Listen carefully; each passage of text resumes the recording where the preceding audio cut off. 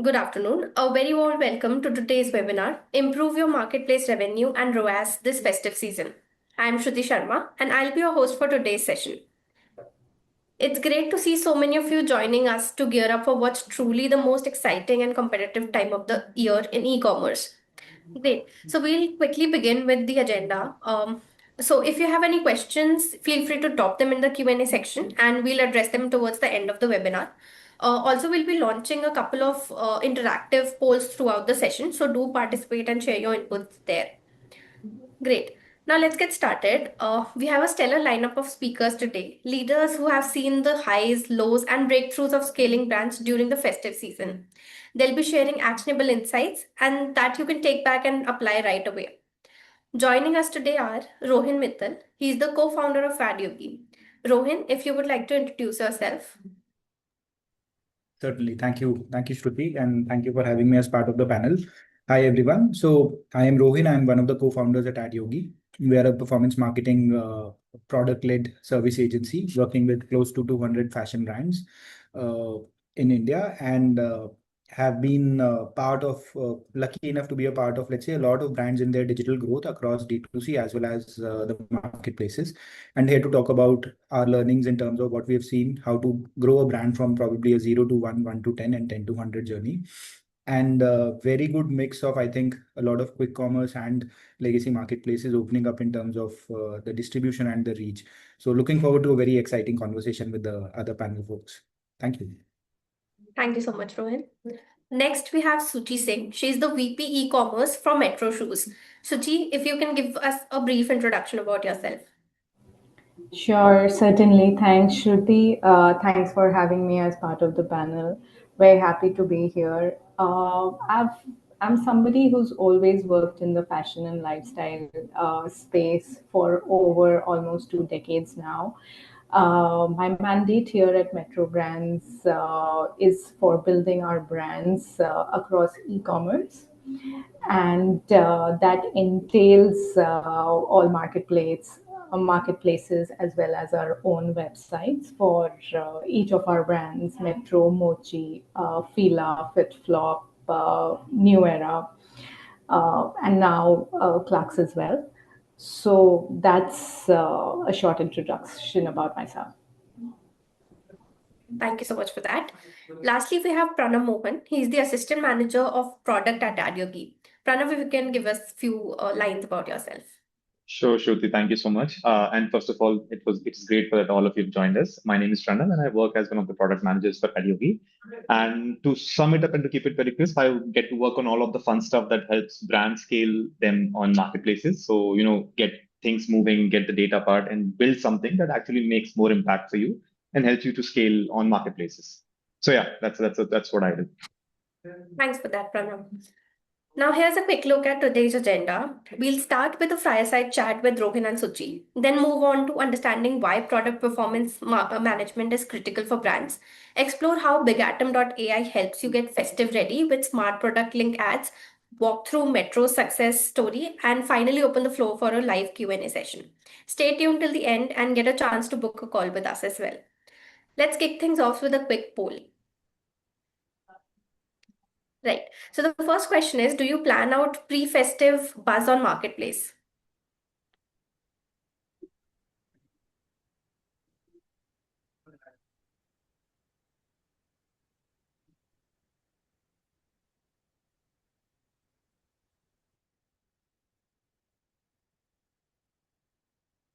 Great. Thanks for your inputs, everyone. Seems like most of you are planning to scale big this festive season. I'm sure you'll find today's session very insightful. Without further ado, I would like to invite Shuchi and Rohin for the fireside chat now. In today's fast-moving e-commerce landscape, data-driven decision and automation are no longer nice to have. They are the difference between average results and breakthrough growth. And during high-impact periods like the festive season, that difference can define a brand's trajectory. To unpack this, we are joined by our expert panel, Shuchi and Rohin today. Let's begin the discussion. So my first question is for Shuchi you. So with intense competition in fashion e-commerce, how do you differentiate metro brands and marketplaces? That's a very good question, Shruti, specifically because building brand differentiation in marketplaces is pretty challenging. It's very easy to build brand differentiation in, and brand differentiation and loyalty in D2C. However, there are key pointers that I like to always focus on, and that involves maintaining the brand promise and the customer experience. Of course, by ensuring that the product that is delivered to the customer is the optimum, there shouldn't be any compromise there. And of course, because we are in the e-commerce age, which is now also getting dominated with the quick commerce age, and everybody needs everything now and in 10 minutes. So, of course, focus on faster delivery and easy returns to deliver a superior customer service.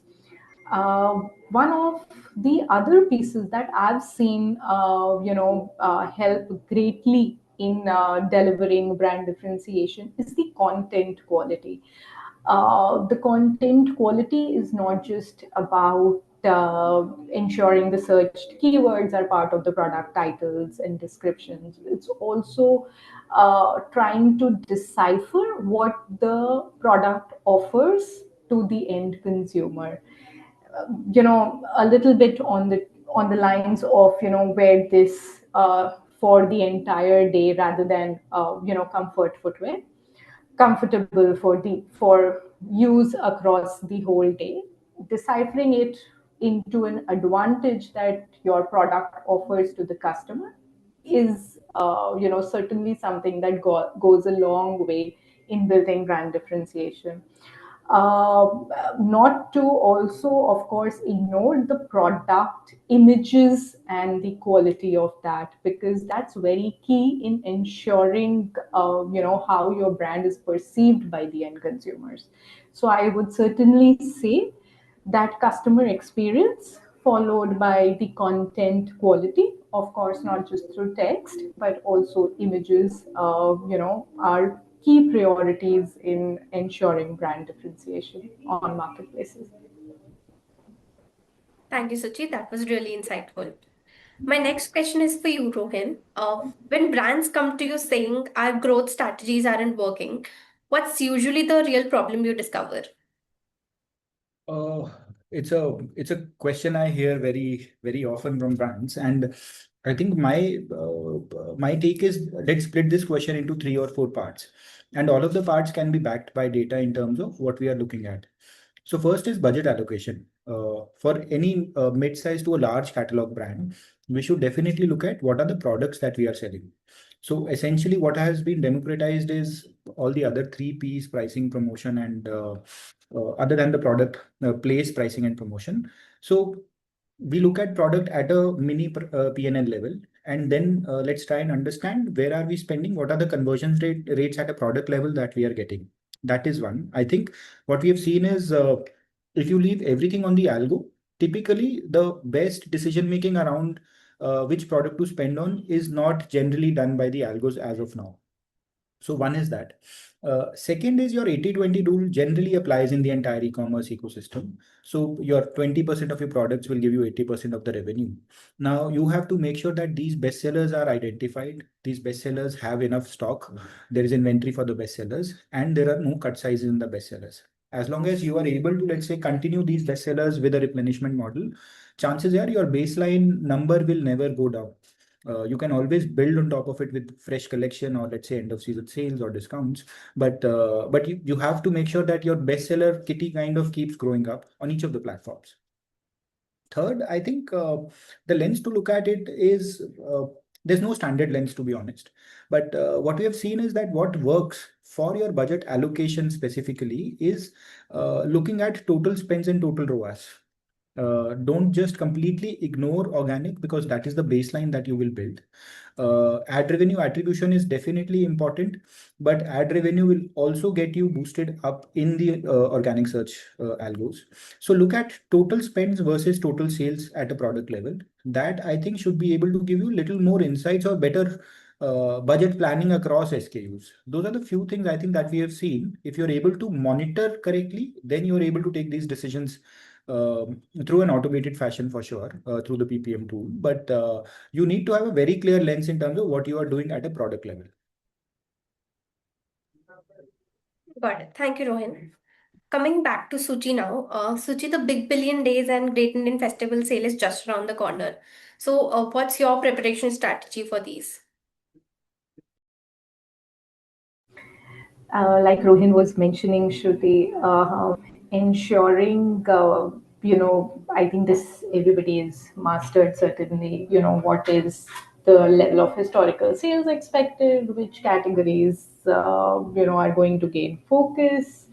So ensuring that the category prioritization happens basis the two factors of which are going to be the high demand categories and which are those categories that are going to pick up, like, let's say, booths.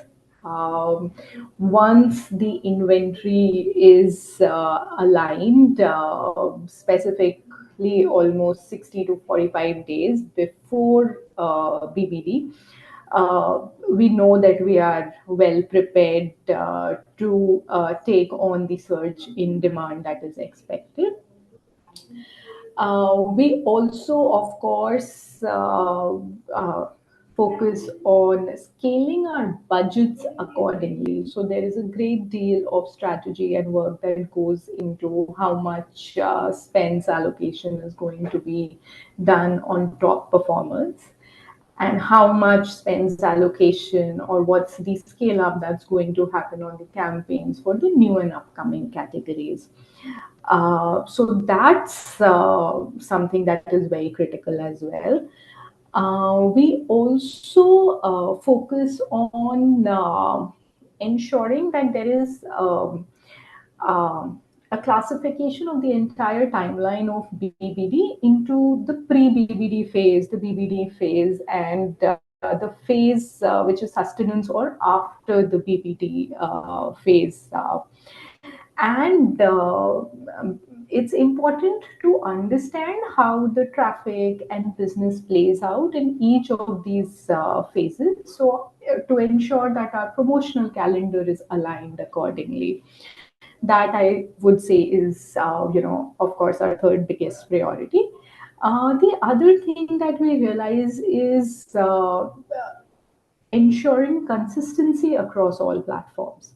So we certainly have seen merit in synchronized campaigns across platforms. That's something that helped us deliver maximum impact. So all in all, I would say these four important pieces help us prepare well. I would say we can never be prepared well enough in advance, but focusing on these four things gives us a reasonable level of confidence. That's definitely a good strategy. All right, moving on to Rohin now.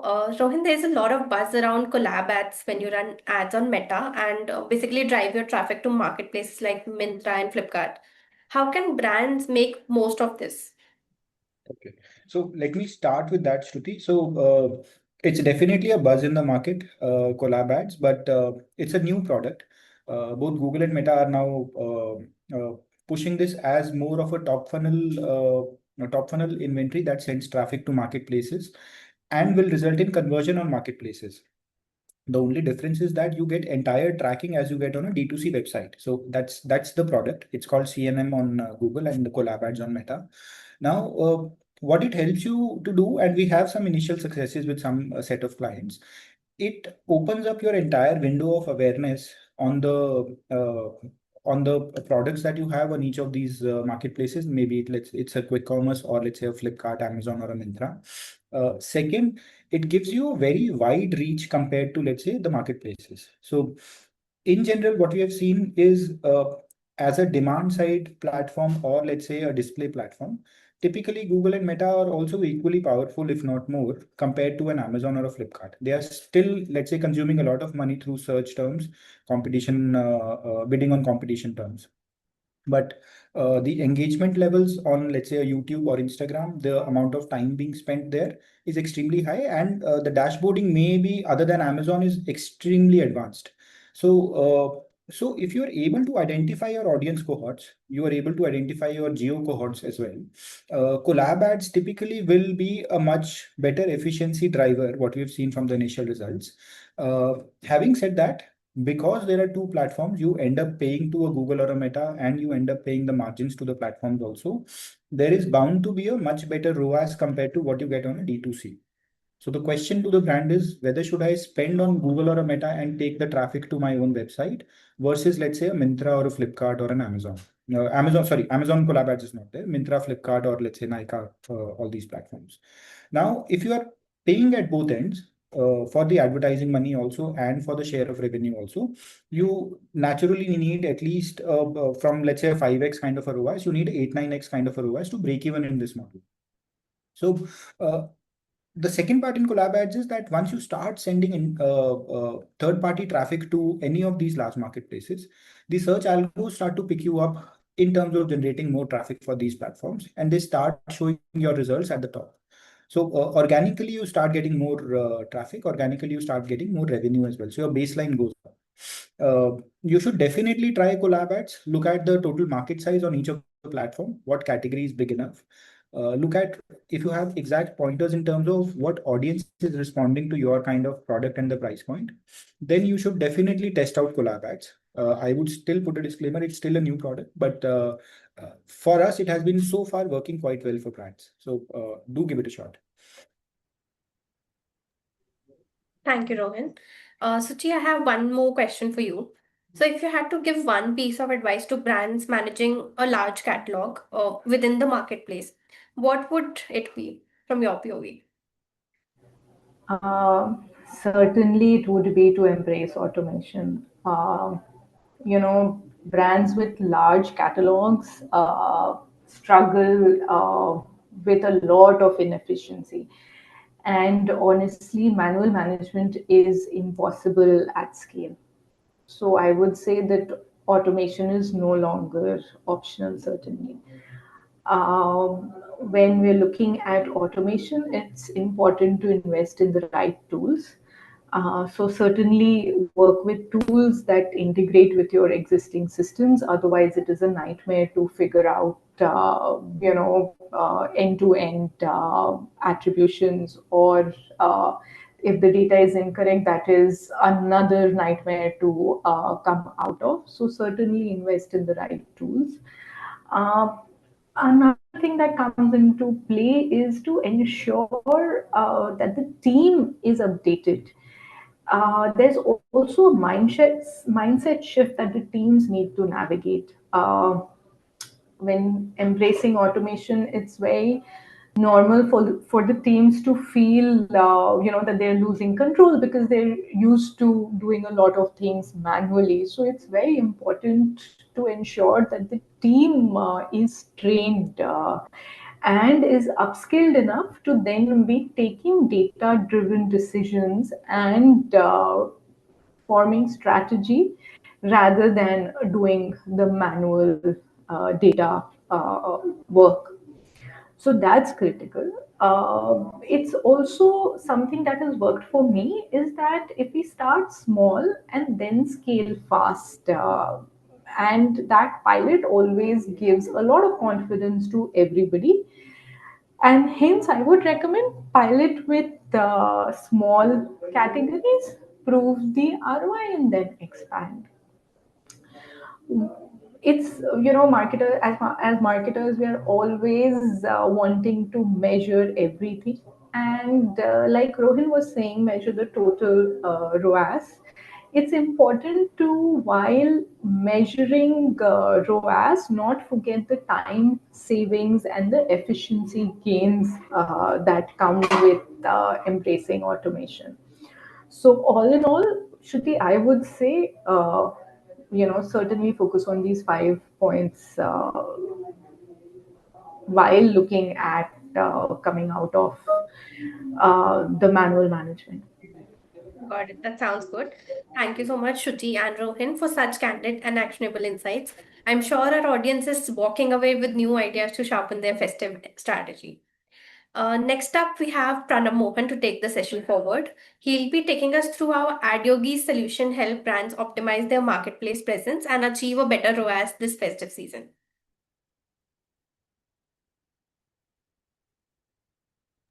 Yeah, hi. Am I audible? Yes, you are. Over to you. Okay. Sure. Thank you. And just confirm if my screen visible to everyone. It's visible, Pranab. Okay. Now, again, thank you, Rohin and Shuchi, for such insightful sessions. And I think for the larger audiences, a lot of that can actually be linked to what I'm about to walk you through. And even before we begin with the tool and the festive strategies and what do we do and how do you do it, I want to take a moment and pause and first talk about what are the challenges that generally brand owners face when you're promoting during the festive period. And again, a lot of it could be common between, and this is more from a very generic point of view. It could be very marketplace specific or let's say your e-commerce specific, but these are common challenges that we have faced and we have worked across a lot of these brands. The first challenge is the lack of product discoverability that when you're pushing these new collections, you're unsure as to how do you ensure that your new collection, festive collections actually sees the light of the day. Relevant products are being promoted as part of your new collection. And you see good performance actually coming in those new collections. So a lot of promotions as you're about to enter and as you're about to enter the festive season, how do you ensure that discoverability of your new launches or your festive launches actually make that relevant impact for your brand? So that's the first problem. Second is the lack on the visibility of inventory. So, and again, connecting the dots from what Rohin mentioned is a lot of time brands do not have a good visibility on the inventory or the days of inventory, or what is the average inventory available, which often leads to the fact that some of your good products may actually end up being out of stock. And a lot of bounces may happen at a user level where people may sort of, wanting to buy that product, but may, let's say, bounce off from that page or may not, let's say, end up buying it because sizes are not available or the relevant inventory is not available, or product has completely gone out of stock.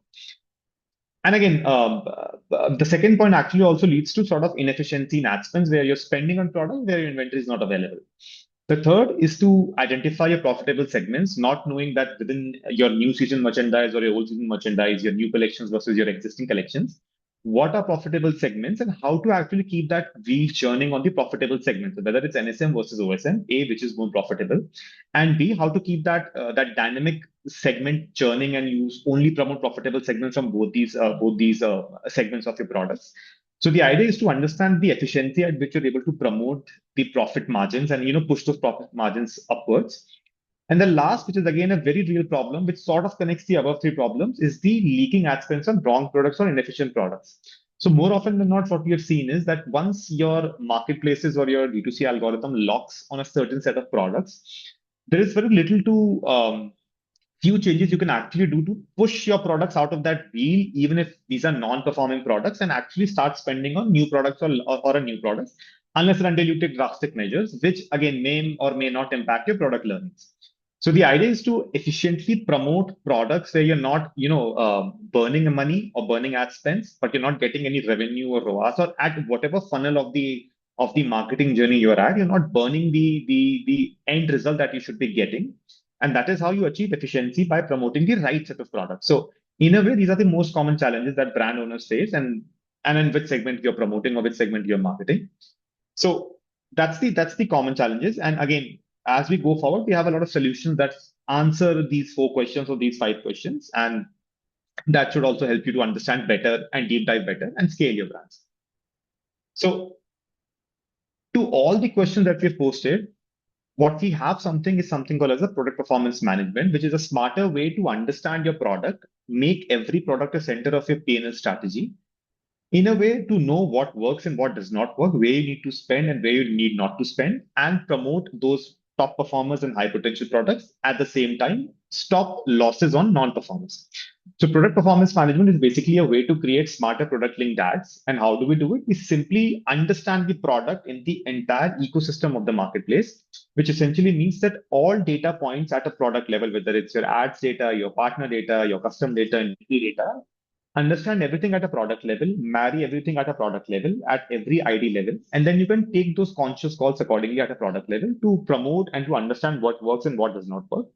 Because when you have data from all sources available at a single FSN ID or at a single style ID or a single ASIN ID, you know that what categories, what collections, what is that next bestseller product that can be promoted, that can be actually used, versus where you're actually burning money in terms of your performance, your ROAS, your other matrices. So the larger idea is to make you aware about your product and the entire funnel journey of the product, that starting from the single ad money being spent, what is the overall performance you're driving at the end result? What is the overall ROAS, CTRs, conversions?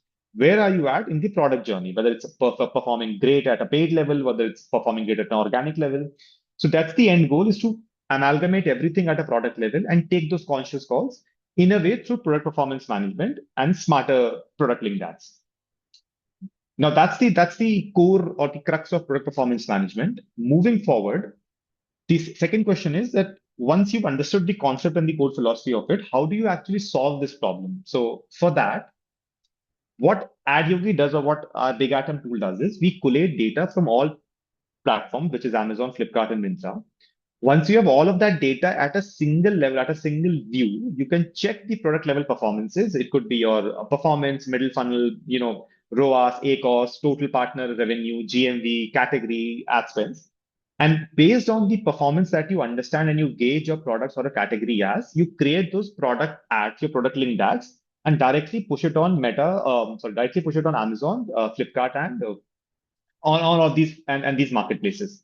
With our systems in place, and we have these direct connections and this automatic connections in place, we are able to understand your data and sync it on a real-time basis to all the marketplaces and keep your catalog dynamic. So if something is working out for you, promote it more, promote it aggressively, versus something which is not working out for you, immediately cut ad spends on those non-performers. So that's the complete flow of understanding. And in a way, what we've done is we have completed the loop of getting data from these sources and pushing these data back with logical segments back on the platform. So that's the complete loop that product performance management actually helps you to sort of, uncover and sort of scale and help scale your brands on top of it. Now, when I talk about the 4 problems of discoverability and understanding what works and what does not work, the first is the way that how you can actually promote. And when you're going into festive, and I'm sure a lot of you would have a lot of festive and new collections lined up as you're entering the festive, and again as we came out of the previous festive. So how do you ensure that a lot of your new collections and festive launches actually see the light of the day? You're able to specifically and successfully promote better products and efficient products on all of these marketplaces. So the first way is with our ability to actually understand logical mapping and logical data and all attributes at a product level, which is your categories, inventory, so hence and so forth. You're able to specifically target your new collections and festive launches using the smarter PLA segment and create those logical segments and link it directly to all the marketplaces. Now, of course, with all these new launches and festive launches, you would also want to attain a certain level of efficiency in a way that you can also put your ROAS conditions or your conversion rate conditions and ensure that whatever is working out for you in these collection or these festive launches actually keeps churning regularly, and only the profitable segments from your new collection festive launches sees the light of the day. Now, once that is in place, what you can actually ensure and be confident about is that whatever you're adding as part of your new collection, and again, this is more of a dynamic process where you keep adding more data and more products to your festive launches and your collection launches. We keep promoting more and more products to your on all of these marketplaces based on underlying performance criteria, and you start seeing good impacts and good results actually flowing into your new collection and your festive launches. What we did was we've done the same for Campus, and Campus was able to achieve a 31% increment in their CTRs on their women's new seeker collection, which they launched pre-festive. So with that intact, what we did was we understood what was working out for them, picked up their new collection and put up simple performance criteria and started promoting them. And you see a lot and a very incremental upper funnel and your in your top funnels where you see a lot of people actually clicking in. And in a way, you see more of these intent audiences being targeted for your new collections and your festive launches. So that's the first part. The second is understanding that once you know that what actually works out for you, the second idea is to keep ensuring that whatever is working out for you is part of your inventory concept. So when you have high inventory articles, when you have inventory articles where you know what is the days of inventory left, what is your inventory at hand left, the idea is to keep and to understand that inventory concept and only promote segments in a specific way, or decide the velocity of those articles where you have a good amount of inventory left. So what you can do is we understand the inventory concept. You can either pick up the inventory quantity, that anything which is, let's say, more than 100 units available, or let's say at a category level or at a product level, or your days of inventory is, let's say, greater than 10 days or 15 days by understanding the average inventory. And again, all of those calculations happen in our system. You can specifically pick up and create funnel-based inventory segments or these product linked ads. So what you can do is you can pick up those articles where you have very less amount of inventory left, promote it aggressively, and once that is done and dusted. So second is again could be on mid-tier inventory where you have somewhere close to 10 to 20 days or 30 days of inventory left. Promote those inventory articles, let's say at an aggressive performance condition. And again, thirdly, you have products where you have a large amount of inventory left. You can choose to run your experimental campaigns on top of it. But the idea here is to understand that inventory actually plays a lot of crucial role in ensuring that your ad spends are allocated efficiently on products that actually do have certain amounts of unit left. More often than not, what we've actually seen is that a lot of that low inventory articles get promoted very aggressively in terms of the ad spend. And once these products go out of stock, users usually land on the product page and so sort of bounce out of it. And in a way, you're burning money by not promoting articles which do not exist in your listing. So in a way, what you can do is you can understand your inventory and push high inventory articles to ensure that your ad spends absolutely allocate to better products with a good amount of data left or good amount of units left. The third part, and which is again we're very excited to talk about, is saving ad spends on your products or your non-performers using stop loss automation. To give you a brief understanding before we actually dive into the feature, what we've generally observed across brands is that a lot of brands, when they start promoting, they follow a very simple strategy of picking up the entire category and running a product linked ad on top of it. And what happens on these marketplaces is that once these marketplaces understand a list of products, they keep spending on these products, or the algo keeps spending on these products, which may or may not be a profitable product or profitable segment for you. And generally, what happens is roughly 8 to 10% of your ad spends generally go on those products where you have zero revenue attributed. And it could be paid revenue, it could be, let's say, total partners revenue based upon the data that you look at. So 10% of your overall ad account spends for a month have specifically gone into products which do not give you any return. So basically, you're wasting or burning money on top of those products, which is where the stop loss automation comes into picture, is to achieve the end goal of ad spend sufficiency. What you do is at a brand level, you can define your guardrails, understand that what works out for you, remove those poor performers dynamically from all across your product linked ads using the stop loss automation, using a combination of multiple metrics. So for you, stop loss can happen at every funnel. It's not purely, let's say, performance based. It could be your top funnel, middle funnel, and bottom funnel. So something which is not making sense in terms of the visibility versus the conversions versus the overall ROAS or the A cost, you can define multiple stop loss rules, understand what is working, what is not working, and something which sort of falls below your guardrails can automatically be removed from all of your product linked ads without you having to do that manual automation yourself, which is where we come and do the heavy lifting for you. And again, that can be done on an everyday basis or let's say at every selected frequency level. And just purely basis on the stop loss automation logic, you're able to let's say, save roughly 8 to 10% of your ad spends, which are not being directed to your non-performers. And again, that amount of money can directly be used to push your best sellers and your top performers and your high potential. So in a way, what you're doing is you're forcing the algorithm to not spend on these products because you've removed them completely from all of your ads.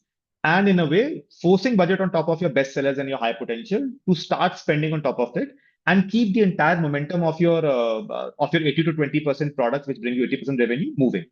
So that's the core or the crux of it, is to understand your ad spend efficiency, ensure that you're promoting your best sellers, your high potential, your new festive launches. Ensure that you have relevant inventory left by understanding the inventory view. Pick up your high inventory articles and start promoting it using the big item tools. And the last is pick up the stop loss automation, implement the stop loss, and ensure that you're not spending on products which do not make a lot of performance returns for your brand. Now, Shruti, over to you. Yes. So we have another quick poll on your screens. Please participate in this. So the question is, how do you highlight new arrivals and festive collections in your ads? Is it manually creating product sets with relevant products, running category specific ads, picking all products, or run the entire catalog in ads?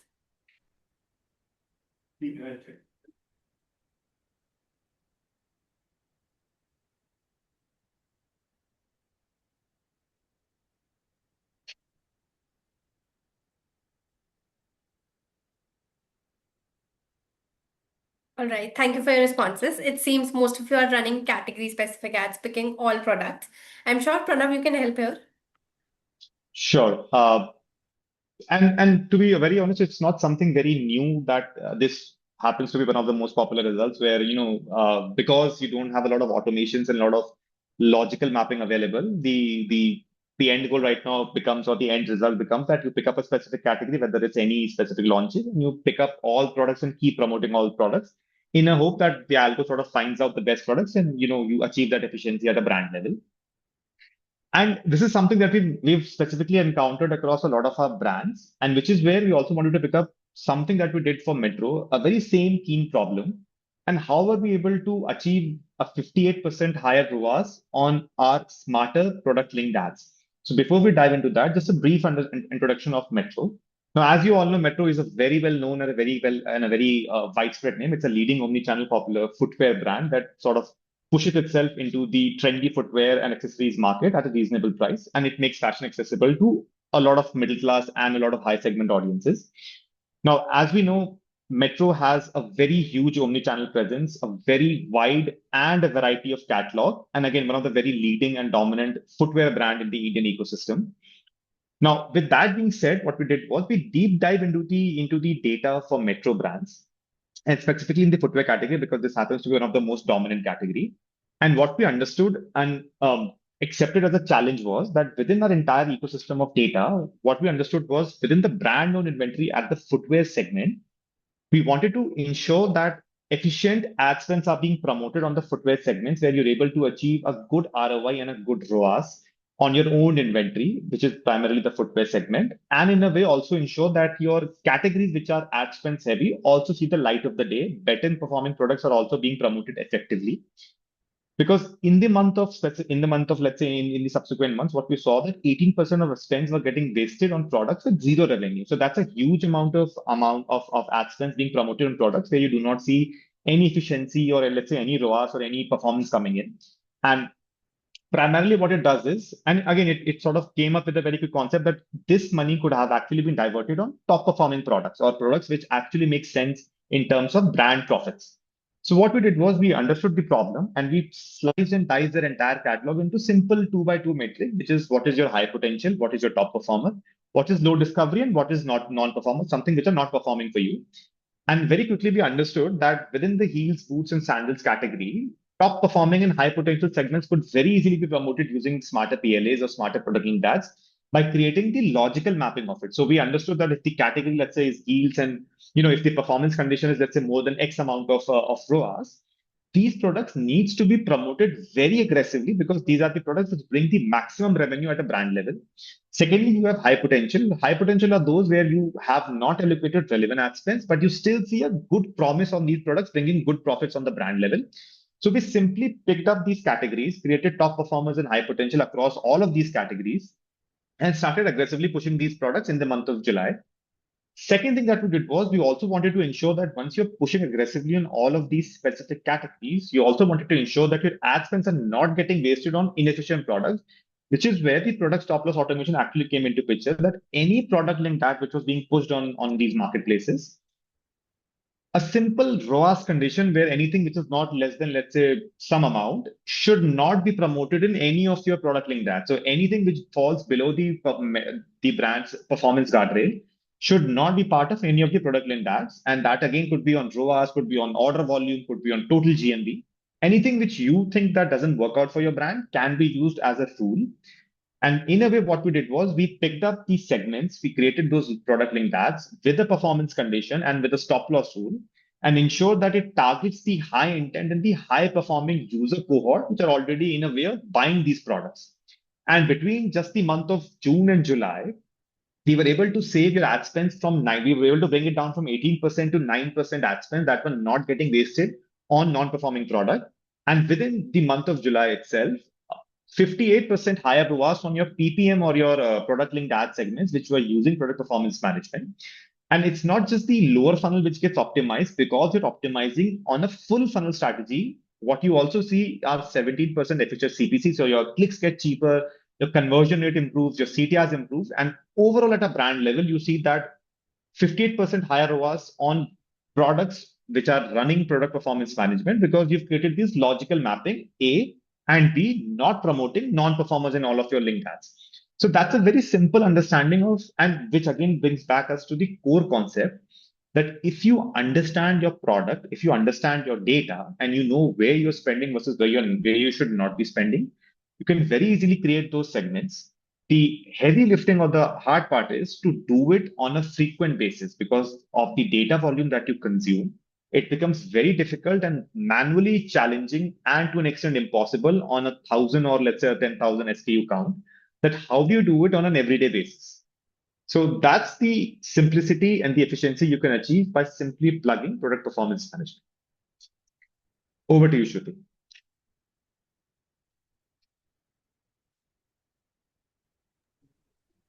Thank you, Pranab, for those insightful takeaways and a closer look at the tech that drives the scale. Now let's open the floor to questions from our audience. Please feel free to drop them in the chat box. We'll take them up one by one.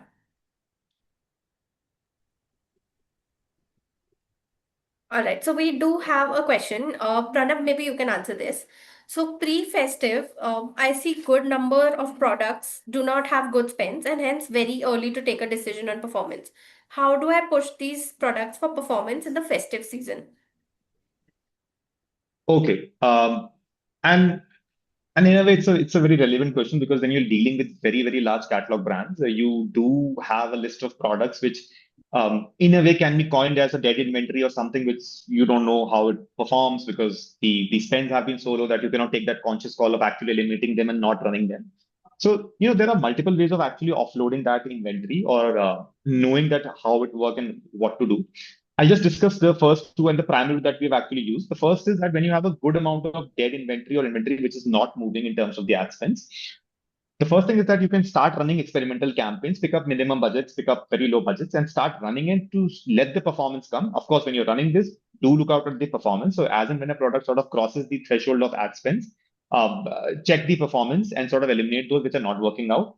The second part is where if you want to aggressively keep promoting it, and as again you're about to enter the festive, deep discounting is also a strategy that you can actually, let's say, take. At a brand level, you should know that, at what discount rates, at what discounting levels, your products sort of move very aggressively. And again, as the audiences are more also sensitive to the discounts and the coupons that are offered, deep discounting can also be used to offload that inventory where you see not a lot of good performance actually driving it. So, try a mix of these two, performance-based versus discounting-based, and see that what helps you to offload that inventory. Just one thing to add there, Shruti, brands should also calculate their average discounting for the month and average churn rate of the inventory. Typically, what we have seen is, let's say, a large catalog brand, 90 days of inventory is what is generally considered as a buffer stock. Maybe if you're going aggressive, you can keep 120 days. But there are brands with decent volumes that are also managing it in 75 days. So you technically save on a working capital of 15 days of inventory with better management and better planning. And you will have to link your volume and ROAS and let's say ad spends back to the inventory. Then you are, let's say, going slightly more efficient on the capital being blocked by the inventory. So I think that also should definitely be looked at by the brands. Got it. Thank you. Rohin, another question, maybe you can also answer this. So how do you manage the in-between festive dips? So in between festive dips, I think what you have to plan is what sell. Let's look at what sells on marketplaces typically for. Sorry, am I audible? Yes, Rohin, you are. Okay. For a large catalog brand, typically what will sell is your high discounted items, your best sellers, and your new arrivals. There's a difference in terms of persona between a Flipkart versus, let's say, a Myntra versus a Nykaa and Amazon. But both in terms of average order values and the persona of the people who are, let's say, core set of buyers for these platforms. But you can plan your new arrivals in a way that will give you an uplift. Typically, it gives you anywhere between a 20 to 40% jump the moment you launch your new collection. It also helps you to get a better average order value. Always keep looking at the shelf, the total age of the product that you have on the website. So if your age of the product is typically, let's say, more than 1 year, 1.5 years, or 2 years, if it is not selling well, you can add, let's say, some additional discount on selected inventory to get some more momentum. Third is the catalog optimization.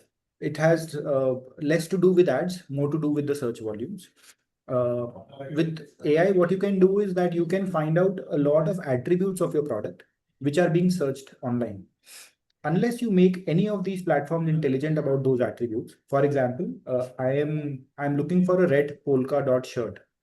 Now, even if I have that shirt in my catalog, a Myntra algo or a Flipkart algo will not pick that shirt unless I'm passing that attribute of red polka dot in that shirt with multiple other attributes, maybe let's say the collar type, sleeve type, wash type, price, all of that. So if I'm intelligently able to identify these attributes at an SKU level and pass it on to the algo, I am making Flipkart and Myntra, let's say, intelligent about my catalog. So all your long tail searches that happen on the website that start to come up. So your discovery goes up of the entire catalog and your intent traffic volume goes up. We've seen in certain cases organic traffic going up as high as 60% if you are able to do it right. Then there's one next step to it, map the search volumes. If red polka dot shirt is being searched, let's say 3,000 times on a platform, makes good enough sense for us to kind of pass that attribute. If nobody's searching for polka dot shirt, maybe I can use some other term because the inventory weightage of the attributes is limited. So I think catalog optimization becomes one with search volume trends. Third, if you're able to get to a good organic share, which is through paid. Unfortunately, every brand wants an organic revenue, but you will have to do paid to kind of get to a baseline number for a organic share. Look at your organic conversion rate and look at your organic traffic. They are very independent of the ads ecosystem. So let's say if I am getting a 1% conversion rate on paid ads and 2% conversion rate on, let's say, organic traffic, my 2% should not fluctuate by more than 5-7%. If it has dipped, this has definitely something to do with, let's say, the reviews, the competition pricing, or the distribution. If I just take an example of Amazon, which typically is the leader in all these algos. So these are the three most basic parameters on which your product positioning will be based. So look at organic as a benchmark. If organic has gone bust, for example, let's say in some certain cases, then you should look beyond ads in terms of what has gone wrong. Are your best sellers out of stock? Are your best sellers in cut sizes? Is the inventory too old? Is the competition discounting better? So I think if you just maintain this hygiene and discipline at a data level, you will be able to identify the gaps and then rectify the situation. Thank you for that insightful answer, Rohin. Suchi, maybe you can answer this one. So, from your perspective, what are the key factors that determine a brand's advertising success on the platform? So the brands, in terms of advertising success, Shruti, will always measure a ROAS. However, it is also important to measure the new launch performance. How did that do? Or thirdly, it is also a factor to see whether the categories that were upcoming became more than upcoming and became substantial. So, in order to measure success of advertising, certainly I would say that ROAS remains key. However, expectations on new product launches, new categories, and efficiency metrics also helps understand success. Got it. Thank you so much. We'll take one final question. So, Pranab, maybe you can answer this one. How do I identify where to spend and where not to spend? Okay. See, that's a very specific, to be a very general question. What you can do is, and I'll give you a very quick exercise. Let's say post when you let's say get off the webinar is just take your entire listing and do one thing, but very simple thing. Take the entire listing and divide it into two segments. What is your spends? What is your overall revenue, which could be paid revenue or could be your total GMV, and what is the ROAS out of it? And simply chart out your products on a very simple square metric, which is top performers, high potential, low discovery, and non-performers, based upon that this has spent this much amount and ROAS of this. So let's say if your average ROAS is, let's say anything which is, let's say 7x or 8x, or what is your ACOS, Anything more than 7x and has spent more than this much amount of money should be top performer. Anything which has more than 7x but less spends on the high potential. Low discovery is anything which has not spent anything and has no performance. And non-performers are which has spent high and still a very low ROAS of less than 7x or 3x. Now, when you divide all of that data into this quadrant, you will very simply understand that, and very reasonably for a very large catalog brands, you've also seen that a lot of your ad spends actually go into non-performers where products you have spent a lot, but your performance is below your guardrails. And when you understand that, you simply also see a simple correlation is that between top performers and non-performers, your ad spends would definitely be higher on the non-performers and not on the top performers. And generically what happens is, because that 80-20% rule happens where 20% of the products bring 80% of the revenue, you tend to not being able to spend more aggressively on this because you do not have a visibility on your catalog where that ad spend is going. So that's a very simple way of calculating it and knowing that what is working out for you by simply charting it everything on a simple quadrant of 4 matrices and seeing where you're spending more. And then you'll come to realization that because you're spending very high on non-performers, a lot of ad spends could actually have been diverted to top performers and high potential. So that's a simple way of knowing that where you should be spending versus where you should not be spending. And again, this spend ROAS is something that I sort of keep very handy and I do it all the time. For your sake, you can always choose the funnel that you're working at. So if it's the visibility funnel, you can choose the CTRs. If it's the middle funnel, you can choose the conversions, or let's say the sessions. And if it's, let's say, the performance funnel, then you can choose the ROAS or the ACOS. And that sort of gives you a very good idea that where you're spending versus where you're not spending. Yeah, and that should sort of also help you to understand and allocate spends. I hope that answers the question. Yes, that definitely does. Thank you, Pranab. If you can share your screen for the QR. So for Yeah. all the participants, if you're looking to scale your marketplace presence with power of experience, data, and automation, then AdYogi is here to help you. Feel free to book a call with us and let's explore how we can grow together. Yeah. Pranab will just share a QR. You can scan this. Yeah. Great. Thank you so much, everyone.